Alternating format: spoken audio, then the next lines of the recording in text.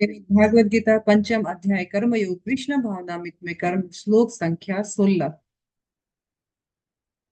ज्ञानेन तु तत् अज्ञानम ईशां नासितम् आत्मना तेषाम् आदित्यवत् ज्ञानम प्रकाशति तत्परम।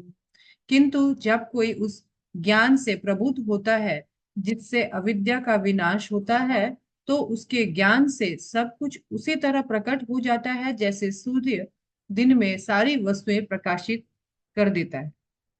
हरे कृष्णा। तो हम यहाँ भगवान जो है हमें बताना चाह रहे हैं कि जैसे सूर्य के प्रकाश में, जैसे ही सूर्य उगता है तो सूर्य के प्रकाश में सारा अंधकार भाग जाता है और चीजें हमें सही रूप में दिखने लगती है। वैसे ही जब हमें प्रॉपर गुरु शिष्य परंपरा के माध्यम से, ऑथराइज्ड गुरु, उनके द्वारा जब हमें भगवत ज्ञान प्राप्त होता है, तो उस ज्ञान से जैसे ही ज्ञान का उदय होता है तो सारा अविद्या अज्ञान जो है वो नष्ट हो जाता है और हम भगवान के विषय में सब चीजें एज इट इज समझने लगते हैं। आत्मा, परमात्मा और प्रकृति का संबंध भी समझने लगते हैं।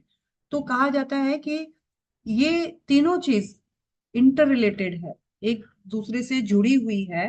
कैसे? तो कहा जाता है कि जीव इच्छा करता है, इसीलिए वो इस भौतिक जगत में आता है, और इच्छा करने के बाद उसको परमात्मा जो है सैंक्शन करते हैं, उसकी इच्छा पूर्ति के लिए अनुमति देते हैं, और प्रकृति जो है वो सुविधाएं प्रदान करती है। ये तीनों एक दूसरे से इंटर रिलेटेड है।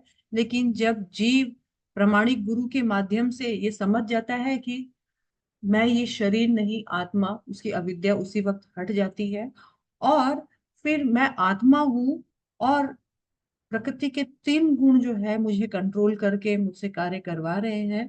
तो वो ये समझ जाता है कि मैं कुछ नहीं कर रहा, प्रकृति के तीन गुणों के माध्यम से हो रहा है, और एक्चुअली प्रकृति भी कुछ नहीं कर रही है।